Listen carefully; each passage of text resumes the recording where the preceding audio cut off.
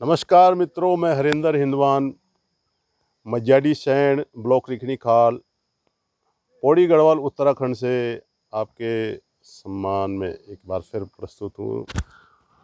और मित्रों, हम आज बात करेंगे पलायन के बारे में और रोज़गार के बारे में।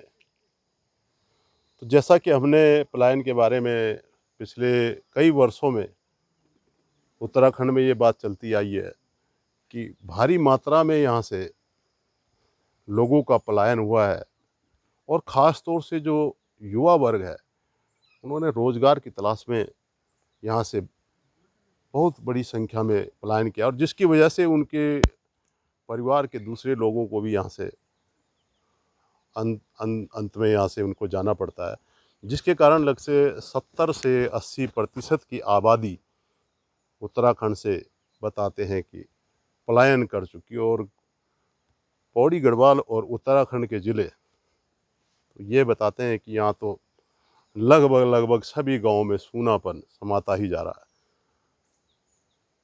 और यहाँ से पलायन करने वाले जो युवा हैं, जो लोग हैं, उन्होंने अपनी कर्मठशीलता के आधार जो भारत के महानगर हैं दिल्ली, मुंबई, कोलकाता आदि के अलावा जो छोटे और दूसरे शहर हैं, राजधानियाँ जयपुर है, लुधियाना है, चंडीगढ़ आदि में, यहाँ पर अपने बड़ी एक छाप छोड़ी है, जो एक अच्छी बात है।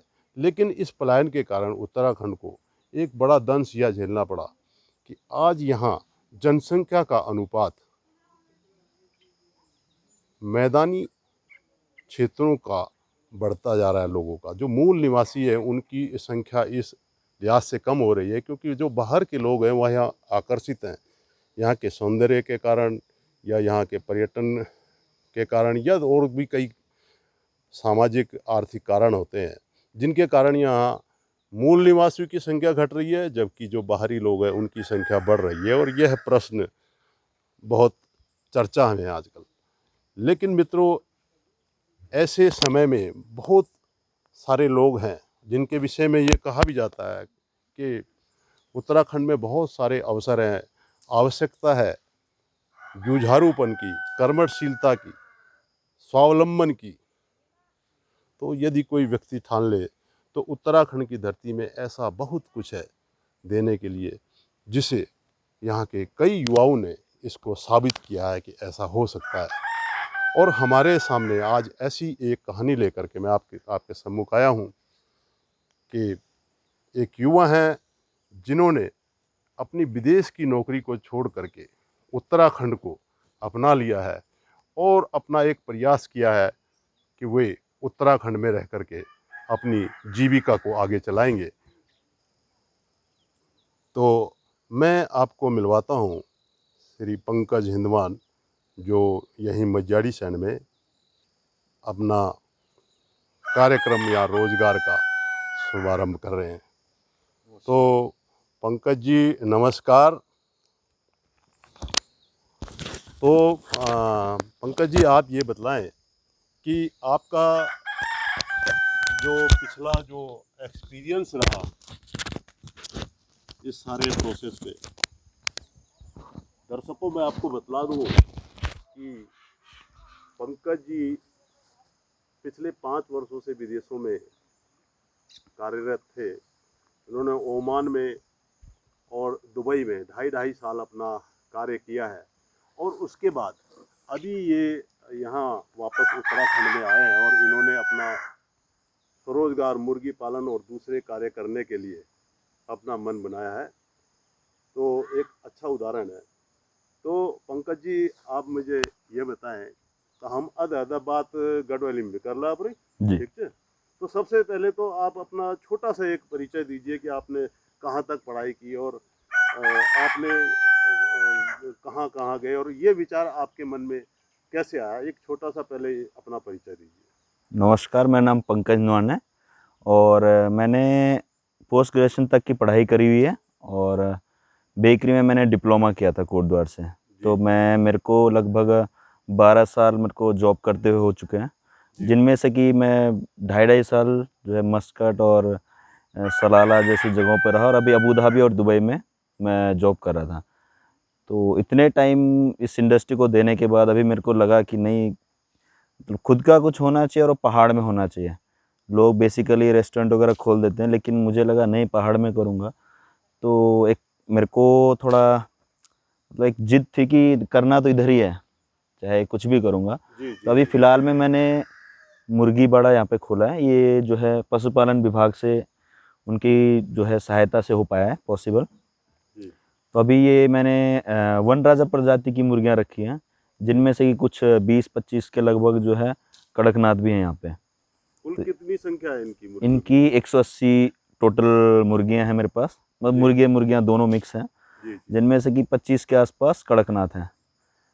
तो अभी इससे मैंने शुरुआत करी है और आगे फ्यूचर में मेरे कुछ प्लान्स हैं, जैसे कि मैं अभी जो हमारी खेती जो बंजर हो चुकी थी, जी वो सन 2008 से लगभग पूरा जो मझाड़ी सैण है वो बंजर हो चुका था। तो मैं फ़िलहाल अपने खेतों से, खुद के खेतों से शुरुआत कर रहा हूँ जी और मैं काफ़ी आगे तक जो है उसको कर चुका हूँ अभी। जी जी। तो मैं उन खेतों को दोबारा से आबाद करना चाहता हूँ और मेरा फ़ोकस है कि मैं सिर्फ ऑर्गेनिक खेती करूँगा। बहुत अच्छा।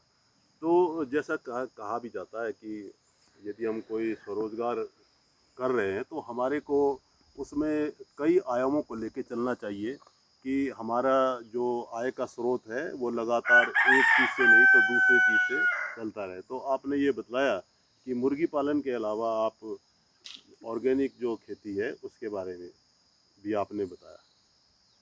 तो जी। पंकज जी, आप ये बताओ कि ये मतलब जब तुम विदेश में नौकरी करना चाहिए तो वो एक बात तुम मन मतलब ये क्या बात है कि भाई लोग तो बोलते हैं कि विदेश जाना ये जाना तुम वापिस आना चाहो, तो मतलब यो मतलब ऐसे हमारे पास उदाहरण है कई सारे, लेकिन फिर भी मैं जान चाहूँ कि तुम्हारे मन में ये बात कन क्या दरअसल जब इंडस्ट्री में शुरुआत कार छाई तो वे मैं मतलब एक कोई भी होटल इंडस्ट्री में लड़कर तो दुई ड्रीम रही। जी पहले नंबर पर विदेश जान, जी दूसरे पर अपूर रेस्टोरेंट खोलन। हाँ जी तो म्यार भी छा कि पैसा तो छा ना कि रेस्टोरेंट खोल सके, हाँ तो हाँ इन छा कि पहली विदेश जान। अच्छा फिर अच्छा बहर गयो, फिर वक्त देख मिले वो एक बाद मतलब पिछले लगभग 2 साल बटे मैं सोचना चाह कि जो कुछ अप्रूव होना चाहिए और जी वो जी रेस्टोरेंट ना होके या बेकरी ना होके कुछ जो अपुर घर से रिलेटेड, जी जी जी ताकि थोड़ा अपुर भी जो उस घर में रहा हम्म। और दूसरों का भी थोड़ा रोजगार वगैरह हॉल।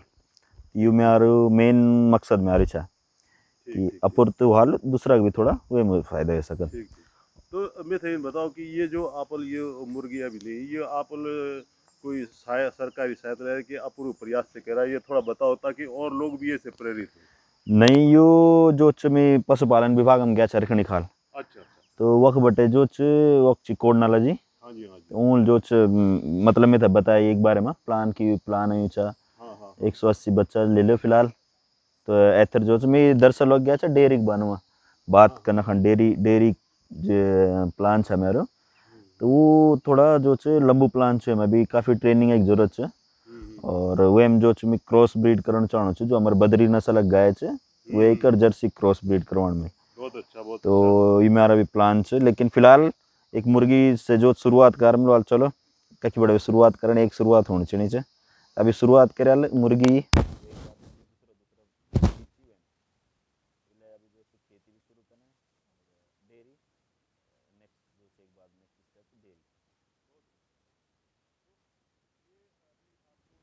तो करते हुए आप कब आए विदेश से, आप कब यहाँ पर पहुँचे थे? जो मेरे को होने वाले 3 महीने लगभग। अच्छा, तो 3 महीने के अंदर आपने ये सेटअप जी मान लिया है? हाँ, 3 महीने ये के अंदर सेटअप कर लिया मैंने। तो अच्छा है, काफ़ी घूमना पड़ा मेरे को थोड़ा इधर उधर जो है। यहाँ से जो है मैंने जी जी जी खेती के लिए अपने लिए पूरे मशीनरी जुटाई है जी जी जी और जो यहाँ पे सबसे बड़ी दिक्कत थी जानवरों से सुरक्षा, जी जी जी। उसके लिए भी मैंने तार बाड़ की व्यवस्था करवाई, हम्म। मशीनें खरीदी खेती के लिए। हम्म। पूरा बंजर हो चुका था, झाड़ी वाड़ी ये थी, हम्म। तो उन सबको कटाने के लिए ब्रश कटर लिया और कई सारी चीज़ें जो है वो अच्छा मैंने अच्छा जुटाई। तो इसमें मेरे को कृषि विभाग का भी बहुत सहयोग रहा अच्छा अच्छा। और कृषि विभाग में यहाँ पे पसबोला जी हैं रिखणी खाल में हम्म। और धुमाकोट में सैनी जी, उन्होंने भी बहुत सहयोग किया और एनिमल डिपार्टमेंट से कोडनाला जी, उनका बहुत ही ज़्यादा सहयोग रहा मेरे साथ। हाँ, तो मतलब ये बोले जा सकते कि भाई जो सरकारी योजना चाहिए अगर थोड़ा आदमी सही ढंग से वो प्रयास कर तो वो एक जो सुविधा या कि सरकार की तरफ से काफ़ी सुविधा चाहिए, लेकिन प्रयास होने चाहिए तो वो एक नहीं। और मित्रों, मैं आपको ये भी बता दूं कि मजारी शहर और इस पूरे एरिया में सबसे पहले जो छोटा टिलर मशीन होती है जो खेतों में चलती है, हाथ से हम चलाते हैं, पावर वीडर। वो हमारा पावर वीडर बोलते हैं, और यहाँ हम उसे हाथ से चलने वाला ट्रैक्टर भी बोल देते हैं। तो पंकज जी ने ये सबसे पहले यहाँ पर 1-2 साल में पहले 2 साल। इन्होंने यहाँ पर इसका प्रयोग किया है। तो एक अच्छी सोच के साथ ये लोग यहाँ पर अपने कार्य कर रहे हैं। तो पंकज जी, आपका आगे क्या विचार है, मतलब आगे का भी थोड़ा सा आप बता सकते हैं कुछ कि आगे आपका क्या क्या आपके विचार है कि क्या आप इस प्रोसेस को आगे बढ़ाएंगे। हाँ जी, मेरा ये प्लान है कि अभी कई जगहों पे देखने को मिला है कि इंटीग्रेटेड फार्मिंग बोलते हैं उसको, कि जैसे पूरे जो आपकी अलग-अलग खेती और पशुपालन, बागवानी, इन सबको मिला के एक साथ, मतलब एक सिस्टम ऐसा बनाया जाता है कि एक दूसरे के ऊपर डिपेंड रहते हैं। बट अगर देखा जाए तो ये अब नया नहीं है, ये बहुत पुराने टाइम से होता है। मतलब ये जो है हमारे गाँव में पहले जो घरों में होता था कि भाई खेती भी करनी है तो एक गाय रख दी, तो फिर बैल रख दिया, बकरियाँ रख दी, तो अपने फल फ्रूट के लिए आपने पेड़ वेड़ भी लगा दिए। तो उसी चीज़ को वो छोटे स्केल में ना करके बड़े स्केल में एक बिजनेस की तरह से, हाँ हाँ हाँ। ये मेरा प्लान है उसको ऐसे करने का कि मैं इंटीग्रेटेड फार्मिंग करूं। और लेकिन मेरा ये है कि मैं प्योर ऑर्गेनिक करना चाहता हूं। मैंने जैविक खाद का बनाया, मैंने जैविक खाद में इस्तेमाल करता हूं अभी भी, अपने जो छोटे बगीचे हैं फिलहाल उनमें मैं इस्तेमाल करता हूं। हाँ और बहुत अच्छा रिजल्ट मिला मेरे को। अच्छा। और मैं यही बोलूँगा लोगों को कि भी यूरिया और इन सब चीज़ों की बजाय हमें सिर्फ जैविक खाद इस्तेमाल करनी चाहिए। थोड़ी मेहनत ज़रूर है लेकिन रिजल्ट आपको मिलेगा, 101% रिजल्ट मिलेगा। तो ये जो आपने ये मुर्गियाँ जो पाली है ये मतलब अंडे के लिए है या चिकन के लिए है, किस पर्पज से आपने ली है ये। फिलहाल ये मैंने सिर्फ अंडे के पर्पज़ से लिया है। हम्म जिनमें से कुछ बड़े मुर्गे निकलेंगे, अगर ज़्यादा मुर्गे निकलेंगे तो मेरे को हटाने पड़ेंगे। लेकिन मेरा मेन फोकस जो इसमें अंडों पे है। हम्म।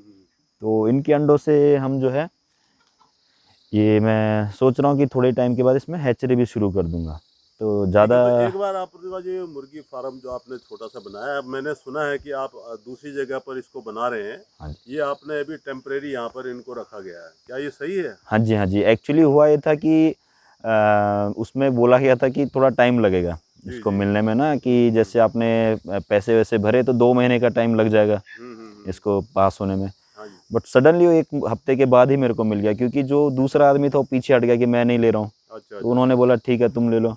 अभी हम्म। मेरे पास कोई व्यवस्था नहीं थी, तो मनरेगा से मेरा जो मुर्गी बाड़ा वो पास हो चुका है। अच्छा। तो आने वाला है, तो तब तक वैकल्पिक व्यवस्था के तौर पे हमने यहाँ पे किया। तो पीछे घर की साइड में उधर तो चलो बस्ती एक से बार अलग करेंगे थोड़ा इसे। सा ये आप दिखा दो, थोड़ा लोगों से प्रेरित करना पड़े कि आपका ये बाड़ा किस प्रकार से संचालित होता है। तो चलते हैं हम पंकज जी के इस अभी टेम्परेरी फार्म के अंदर। हाँ जी, ये मैंने बाहर बना रखा है इनको, बाहर खुले में रखने के लिए, क्योंकि अच्छा इनको जितना हम अंदर बंद रखेंगे उतनी इनकी ग्रोथ रुक जाएगी। अच्छा अच्छा आप अच्छा। कुछ भी खिलाओ, ग्रोथ तभी अच्छी हो सकती है जब वो बाहर फ्री घूमे, अच्छा अच्छा, है ये ना। मतलब आपने इसको ओपन स्पेस दे रखा है ताकि ये बाहर जाए, और बाद में ये ज़्यादातर समय फिर ये अंदर ही रहती हैं, हाँ जी, क्योंकि यहाँ पे जो दूसरे बाहरी जो चील या इस बिल्ली वगैरह दूसरी आती है वो इस बाड़े में नहीं आ सकती, यहाँ से उनका खतरा बना रहता है। तो एक आदमी की यहाँ मतलब थोड़ा देखभाल रखना पड़ता है जब इस समय बाहर होता है, क्या ये सही है। हाँ जी, हाँ जी, बिल्कुल सही है। ये चील और बाज वगैरह से बचाने के लिए नेट लगा रखी है, हम्म। और ये अंदर बना रखा है। दिन में के टाइम में यहाँ पे रखता हूँ, लेकिन सुबह शाम कम से कम जो है 2-3 घंटे सुबह, 2-3 घंटे शाम को बाहर रखते हैं। अच्छा अच्छा। और मैंने जो इनकी डाइट है वो बेसिकली इनका मुर्गी का जो दाना आता है वो था, तो मैं उनको वहाँ से धीरे धीरे करके शिफ्ट करके लेके आया जो हमारे पास अवेलेबल है। बहुत अच्छा। तो उस पे ये जो है कीड़े वगैरह खाएंगे। और ये जो इनका गेहूँ और मक्का पीस के राइस को उसके साथ मिक्स करके दलिया जैसा बनाता हूँ मैं, अच्छा अच्छा और अच्छा। ये इनको बहुत देता हूँ। अच्छा। जी, तो ये अभी जैसे ये आप इसे सब कर रहे हो, इसमें अगर कोई उत्तराखंड का कोई दूसरा नौजवान इस बात को सुन रहा है, तो ये बात तो सबसे पहली तय है कि जुझारूपन और मेहनत और कर्मठता तो इसमें चाहिए ही। उसके अलावा जैसे सरकारी सहायता मिल रही है नहीं मिल रही है, थोड़ा सा एक ब्रीफली बताएं कि इसके लिए कितनी पूंजी की मिनिमम आवश्यकता होती है कि कोई व्यक्ति मुर्गी फार्म में अपनी मुर्गियाँ रखे, और शुरुआत में उसे कितनी रखनी चाहिए? शुरुआत में आप जो है आप 45 से शुरू कर सकते हैं। इनकी जो स्कीमें हैं गवर्नमेंट की, 45 हो गया, 90 हो गया। तो मैंने 180 कराया क्योंकि जब मैं स्कूल टाइम पे था तो उस टाइम पे भी हमारी मुर्गियां हुआ करती थी, तो मेरे पास उस टाइम का भी थोड़ा एक्सपीरियंस था। तो इसलिए मैं बोला कि नहीं, मैं जो है इतना 180 में कर सकता हूँ, तो किया। तो इतना ज़्यादा पूंजी की आवश्यकता है नहीं, 20-30 हज़ार में आपका जो है सब कुछ हो जाएगा। प्लस इसमें गवर्नमेंट 40,000 तो पशु बाड़े के लिए, मुर्गी बाड़े के लिए देती है, 35,000 पशु बाड़े का है, तो वो भी जैसे बड़ी आपकी ये हेल्प हो जाती मुर्गियाँ है। यहाँ रहती हैं और बाद में ये इसमें रहती है, थोड़ा सा हाँ इसको जी, दिखाएंगे, हालांकि लाइव ये वहाँ पे है। एक्चुअली होना ऐसा नहीं चाहिए, बट ये वैकल्पिक व्यवस्था है, तो ये कुछ दिनों के लिए ऐसा है यहाँ पे, ठीक है ठीक है क्योंकि ठीक है। आपको अगर आप मुर्गी का करना चाहते हैं तो उनके लिए वेंटिलेशन होना चाहिए, हम्म। और जो है हवा प्रॉपर आनी चाहिए उसके लिए। ठीक है ठीक है। तो ये जो मुर्गियाँ, अच्छा इनके मुर्गियों की बीमारी के लिए आपने क्या जो है अपने सुविधा क्या प्रयास किए कि क्या क्या होना चाहिए, क्या क्या आपको सावधानियां रखनी पड़ रही है? ये दरअसल मेरे को, ये जो मुर्गियां हैं ये मेरे को मिले थे 1 महीने के बच्चे, हाँ हाँ। तो उनमें ऑलरेडी टीकाकरण हो चुका था, अच्छा तो अच्छा। ये गवर्नमेंट की तरफ से मिले हैं। ठीक है। तो इसके साथ में बाकी की जो मेडिसिन्स हैं हाँ वो हाँ। मैं जो इनके जो डॉक्टर हैं हम्म। उनसे, जो हमारे कोडनाला जी, इनसे बात करके, और मैं दूसरे जो जिनके मुर्गे बाड़ा हैं दूसरे, उनके और दूसरे जो लोग हैं जो पोल्ट्री फार्म कर रहे हैं, उनके लगातार मैं संपर्क में हूँ। तो कोई भी चीज़ होती है मैं उनसे पूछता हूँ, पूछने में कोई शर्म नहीं है, और वो लोग भी बहुत सहयोग करते हैं इस मामले में। तो बताते हैं कि इनको क्या देना चाहिए, कब देना चाहिए, इनको कैसे हम जो उस दाने से, और जो अपना जो यहाँ पे लोकली अवेलेबल है उस पर कैसे हम शिफ्ट करें, अच्छा। और बीमारियों से कैसे सुरक्षा करें, ये बताया जाता है। बता देते हैं, शेयर करते हैं। जैसे मैं रोज़ इनके बर्तन धोता हूँ, अच्छा अच्छा। मैं इनमें सफाई बहुत ज़्यादा ज़रूरी है, बहुत अच्छी बात। तो ये रोज़ इनके बर्तन धुलते हैं। इनकी जगह जो है मैं हफ्ते में 1 दिन साफ़ करता हूँ, और बर्तन तो रोज़ साफ़ होते हैं। तो अगर ठीक। सफाई होगी तो बीमारियाँ नहीं होंगी। बहुत अच्छा।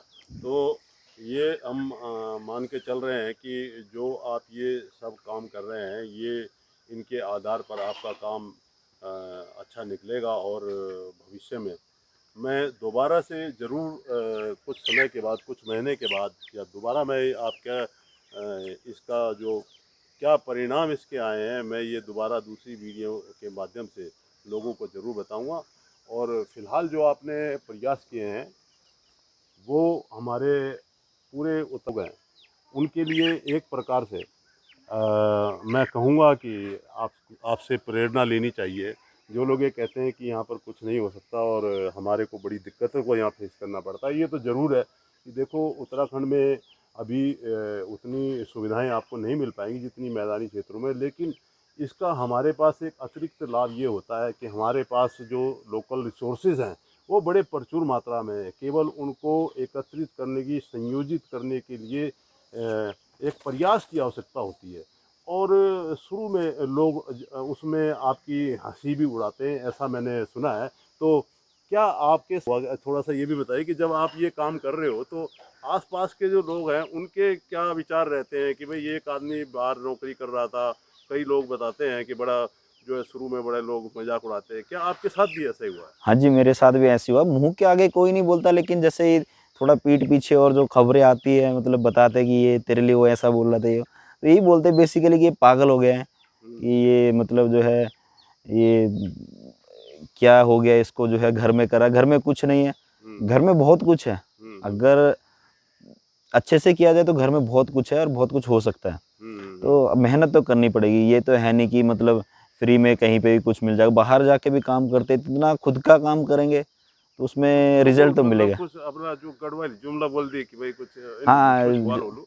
वो क्या पगले गया बोलो जो बेरा खबर लगी क्या गई पगले गया जो हाँ हाँ हाँ। का खून घारम कुछ नहीं घारम बोले जो कुछ लोग बोले बोल भजना ची तुम घाराना छो। हाँ, है तो ना? मैंने जैसा कि वीडियो के आरंभ में मैंने आपसे कहा था कि कोई भी कार्य हम करते हैं तो एक लीक से हटकर कोई व्यक्ति अगर कुछ कार्य करता है तो थोड़ा सा लोग जो है ना अचंभित भी रहते हैं और कुछ को बड़ा ऐसा लगता है कि ऐसा क्या हो सकता है। तो ज़रूर आपके जैसे जो लोग हैं वो इस प्रकार के कार्य करके जो है अपने परिणामों के द्वारा लोगों को ये साबित करके दिखाते हैं कि हाँ ये हो सकता है। केवल एक भावना होनी चाहिए, कर्मठता होनी चाहिए, एक जुझारूपन होना चाहिए कि हाँ मैं इसको करूँगा और उसके लिए जुनून की आवश्यकता है। और वो पंकज जी मैंने बहुत सारे लोगों से बात की है, बहुत सारे लोगों को देखा है और आम तौर पर मेरा ये मानना है कि उत्तराखंड में जो भी लोग स्वरोजगार या इस प्रकार के कार्यक्रम करते हैं, उनका जो बेसिक ध्येय होता है कि सब्सिडी कितनी मिलेगी। मैंने सरकारी जो इस प्रकार के पशुपालन विभाग और दूसरे इस प्रकार की जो योजनाएं रहती है, उनमें मैंने कई बार बात की है तो उन्होंने भी उनका भी कहना है कि लोगों का मेन जो ध्यान होता है कि सब्सिडी कितनी मिल रही है। तो सब मेन ध्येय उनका अपना कार्य को आगे बढ़ाना, लक्ष्य की ओर अग्रसित होना, भागीरथ प्रयास की तरफ, जुझारूपन की तरफ ना होकर के उस सब्सिडी की रकम पे होता है कि सब्सिडी कितनी मिलती है। तो अगर सब्सिडी मिलती भी है तो वो कितने महीने और कितने दिन चल पाएगी, तो अंततः घाटा ही होता है। तो एक चीज़ को ख़ास तौर से जो थोड़ा सा शिक्षित लोग हैं और जो थोड़ा टेक्निकल तकनीक की जानकारी रखते हैं, अगर उस सब लोग अगर ये बात है अपर ध्यान में रखला कि भाई हम जो अपन जो नॉलेज वे थे शेयर करी कि आजकल बड़ी सुविधाएं थी फ़ोन के माध्यम से, इंटरनेट आजकल यहाँ पहुँच गया है जगह जगह। तो हम अपनी जानकारियों को एकत्र करके उसको अपनी बात को और अच्छे ढंग से कर सकते हैं। तो पंकज जी आपने अपना ये अमूल्य समय मुझे दिया, इसके लिए मैं बहुत बहुत धन्यवाद आपका करता हूँ। और मैं मेरी तरफ से आपको बहुत बहुत शुभकामनाएं, मैं धन्यवाद। ईश्वर से ये प्रार्थना करता हूँ कि आपका ये कार्य ज़रूर ज़रूर ज़रूर जो है सफल होगा और आप बहुत आगे अपने इस पथ पर अग्रसित होंगे। मेरी तरफ से आपको बहुत बहुत शुभकामनाएं। नमस्कार।